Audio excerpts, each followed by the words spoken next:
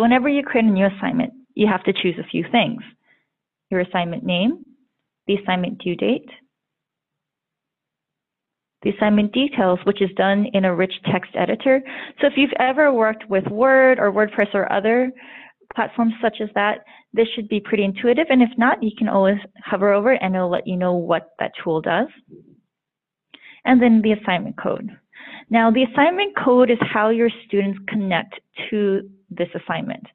You create, we also randomly generate it for you since it has to be unique. And once a student enters that, they will automatically be connected to your assignment. So unlike EasyBib, where you have to have your students go through that extra step of adding you or sharing their assignment, it's not there. It's done automatically. So in addition to the assignment details, you also have the analytics here.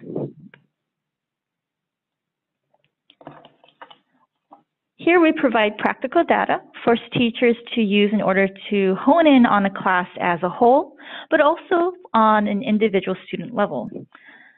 As you can see here, excuse me, I see all students within that class, how many sources they've used and note cards they've created, as well as a quick overview of their diversity of sources, synthesis, and attribution. With the diversity of sources, and just the thought that you want them to have a strong, diverse bibliography. Are they doing that? With synthesis, you can see how many quotes they've done compared to how many paraphrases and ideas. So, are they only quoting, or are they actually taking a moment to synthesize things and put their own ideas there? And then with attribution, just are they being ethical researchers? Are they tying most of their note cards to an actual source?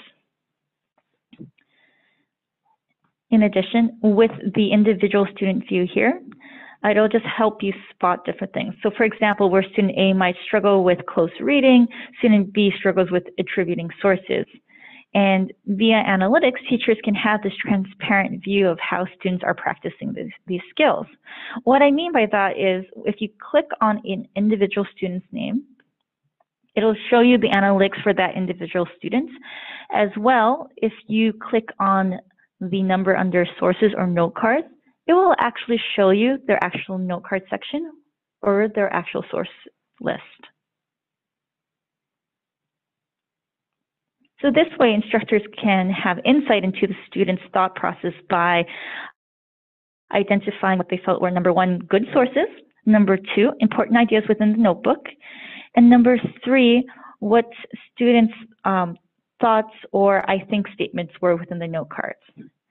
Now, I don't have the comments feature right now, but it is in the works and it will be coming in the fall.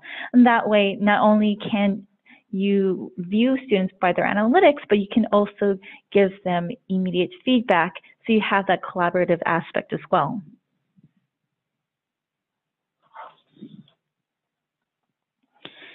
And you might have noticed that with teacher assignments, since you're the teacher of this project, you can only do assignments or analytics. You as a teacher, if you would like to go ahead and make your own projects on, say, you're investigating anti-plagiarism strategies or MOOCs or so forth, and you want to use the annotation tool and whatnot and see how it works for students, you can make your own personal project, and it will allow you to use all of the features that you've just seen.